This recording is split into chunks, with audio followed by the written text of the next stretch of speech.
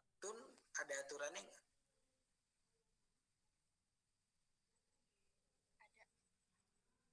Ada. Oke. Apa saja aturannya, Yusro? Aturan pantun tuh apa aja?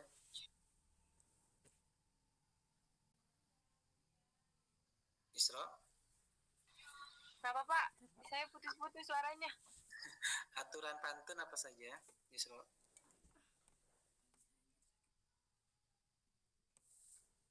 Iya Pak, tiap bait terdapat 4 baris atau larik yang tiap barisnya terdiri dari 8 hingga 12 suku kata. Lalu setiap barisnya berisi 4-6 kata dalam satu baris. Memiliki pola penulisan bersajak ABAB, terus baris 1 dan 2 disebut sampiran, sedangkan baris 3 dan 4 berupa isi. Itu bukan Pak? Ya, betul sekali. Nah, itu kan pantun ya. Pantun itu kan puisi lama. Dia ada aturannya. Nah, puisi haiku dan tanka atau haiku dan tanka ini juga puisi lama. Dia juga memiliki aturan. Hanya saja aturannya berbeda dengan pantun yang ada di kita. Ya, apa itu aturannya? Nah, nah, ciri-ciri puisi haiku dia hanya terdiri dari 3 baris, teman-teman. Ya, jadi sangat sedikit sekali. Ya. Jadi kalau kalian cermati puisi haiku ini hanya 3 baris saja. Ya, judul dan 3 baris isinya. Nah, di baris pertama itu 5 suku kata. Di baris kedua 7 suku kata dan di baris ketiga 5 suku kata. Nah, gitu ya. Jadi 5 7 5. Silakan. Jadi 575 kalau kalian bisa perhatikan di sini. Nah, contohnya seperti apa? Saya punya sebuah puisi yang isinya adalah 575. Nah, ini berbeda dengan pantun ya. Kalau pantun ada sampiran. Nah, kalau di haiku itu tidak ada sampiran. Nah, hanya aturannya dia isinya 3 baris dan baris pertama 5 suku kata, baris kedua 7 suku kata.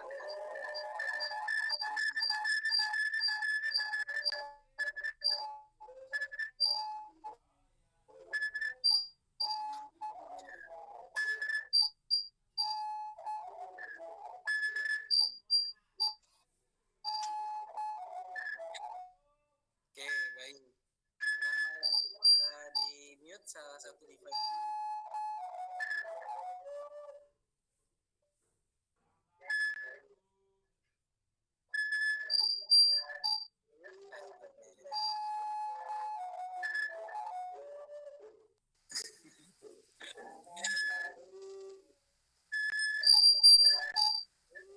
Rahmadi.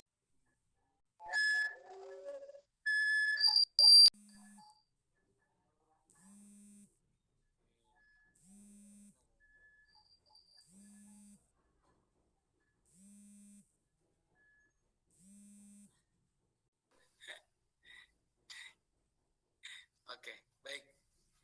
Nah, kita bisa cermati di sini. Judulnya adalah Cinta Mati. Kita lihat baris pertamanya, apakah betul ada 5 suku kata? Cin 1, ta 2, mis 3, te 4, ri 5. Nah, jadi ada 5 suku kata. Cinta, misteri. Ya. Lalu kemudian di baris kedua, apakah benar ada 7 suku kata? Kita lihat bu, kit, perih, ku, da, ki. Nah, kita lihat di situ ada 7 suku kata. Betul ya. Dan di baris ketiga atau baris terakhir, benarkah ada 5 suku kata? Kita cek.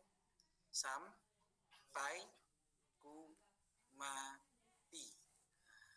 Sampai, ku, mati. Ada 5 suku kata juga. Berarti secara teknik puisi haiku berikut sudah sesuai dengan teknik menulis puisi haiku, yaitu 3 baris, dan baris pertama berisi 5 suku kata, baris kedua 7 suku kata, dan baris ketiga 5 suku kata. Itu yang jelas ya. Oke, selanjutnya bagaimana dengan tanka? Kita lihat.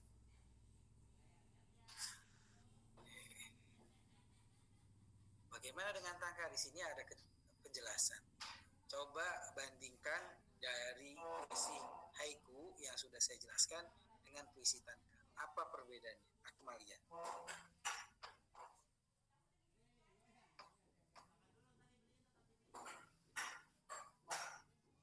Kalau puisi haiku terdiri dari tiga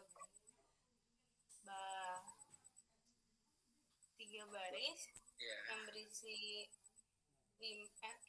yang berisi 5, 7, 5. Terus kalau yang puisi tanka terdiri dari 5 baris dan 5 subkata. Begitu. Iya. Oke. Jelas penjelasannya Akmalia? Alia bisa paham penjelasan Akmalia? Bedanya haiku dan tanka? Mungkin paham sih Pak. Maksudnya kayak kalau puisi haiku itu kan 575 3 baris.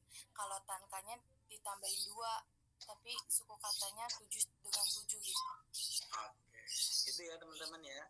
Jadi kalau kita bandingkan antara haiku dan tanka, sama-sama aturannya terkait dengan baris puisi dan juga suku kata. Gitu. Perbedaannya, kalau haiku 3 baris, kalau tanka 7 baris, 5 baris. Ya. Kalau haiku 3 baris, kalau tanka 5 baris. Kalau haiku itu 3 suku kata, 3 barisnya adalah berisi 5, 7, 5, maka tanka pun sama 5, 7, 5. Hanya di 2 baris berikutnya ditambah 7, 7. Gitu ya. Jadi yang satu 5, 7, 5 haiku, yang satunya lagi 5, 7, 5, 7, 7 tanka. Ya. Kita lihat contohnya. Coba Karisma dicek. Ketika itu sudah 5 atau belum? Dibaca. Sudah Pak. Sudah ya. Ketika itu 5. Kemudian Yuda sudah 7 suku kata belum baris keduanya? Sudah Pak. Sudah. Oke. Faza baris ketiga berapa suku kata? 5 Pak. 5. Oke, sudah ya, sudah 5 ya. Fadila baris keempat berapa suku kata? 7, Pak. 7. Sudah 7 ya. Oke. Anissa Nurani baris terakhir, baris kelima ada berapa suku katanya?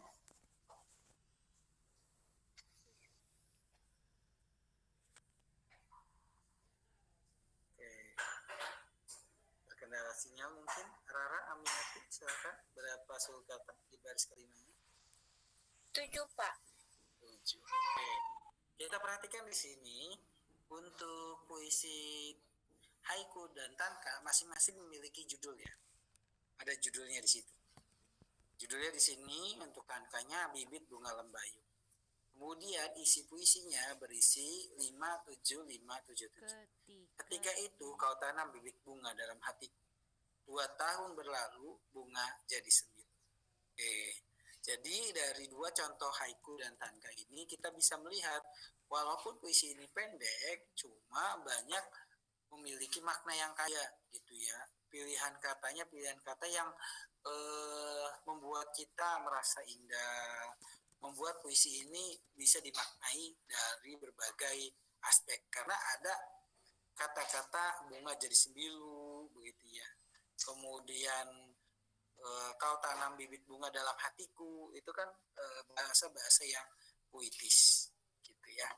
Nah, atau kalau konteks lainnya kita mengenalnya puisi gelap gitu. Jadi haiku dan tanka bisa kita buat menjadi puisi gelap. Oke. Nah, hari ini kalian tugasnya adalah buatlah sebuah puisi haiku dan tanka. Jadi satu puisi haiku dan satu puisi tanka. Jadi yang kalian buat ada 2 puisi. Kemudian pilihlah diksi yang menarik dengan perhatikan lambang dan rima. Ya, rima berarti akhiran kata, lambang tadi simbol-simbol ya yang sudah dicontohkan dalam puisi tersebut. Ya. Lalu kemudian yang ketiga buat judul yang menarik. Judulnya harus menarik. Ya. Tadi kita sudah lihat ada bunga lembayung, ya. Kemudian ada apa di sini? Cinta mati, ya. Itu kan judulnya menarik. Ya. Jadi kalian hari ini membuat puisi haiku dan tanka. Oke. Nah ini contoh-contohnya teman-teman.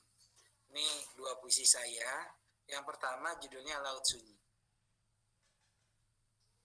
Di laut sunyi, ku menanti dirimu hingga ku sepi. Jadi kata ku mati saya ganti ku sepi. Oke.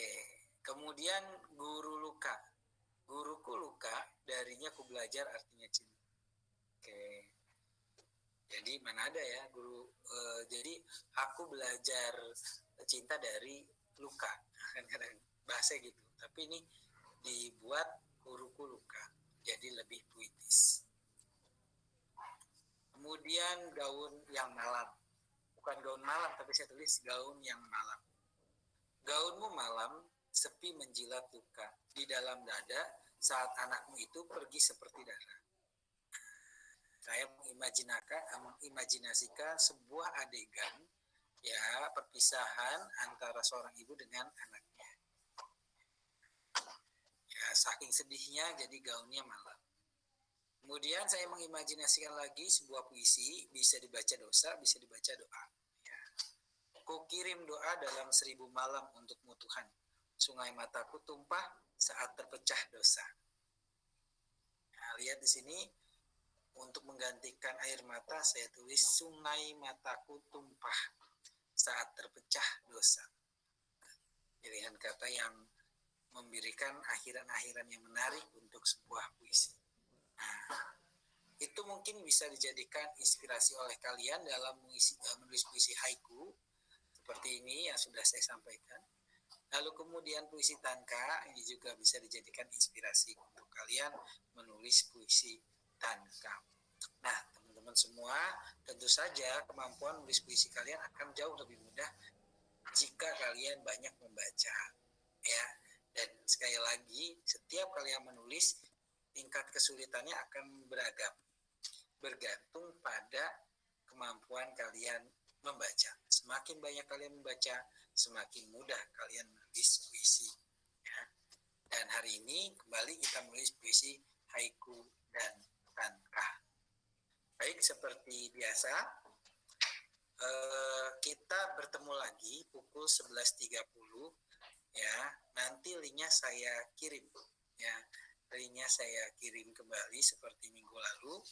Nah, nanti kalian di pukul 11.30 kembali untuk kita diskusikan puisi-puisi yang ada di Olu tersebut. Akan saya lakukan secara acak, ya. Baik teman-teman semua, ada yang mau bertanya sebelum kita akhiri sesi pertama ini?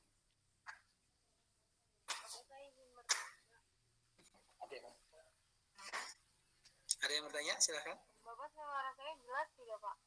Oke, Nabila silakan. Yang tadi Bapak contohkan itu kan akhir-akhirnya kan nggak sama ya, Pak? Nah, Ya. yang kita buat itu harus sama atau tidak, Pak? Bebas sebetulnya, tetapi diutamakan sama begitu. Kalau misalnya tidak sama, tetapi lambangnya bagus, ya itu tidak masalah. Jadi pilihan sebetulnya boleh sama, boleh tidak. Akan lebih bagus lagi kalau misalnya akhirannya sama, tapi diksinya menarik. Ya, Tapi kalau misalnya tidak bisa dipaksakan, boleh tidak akhirannya sama, tapi diksinya menarik. Baik Bapak, terima kasih Pak. Oke, baik. Silahkan lagi ada yang tanya?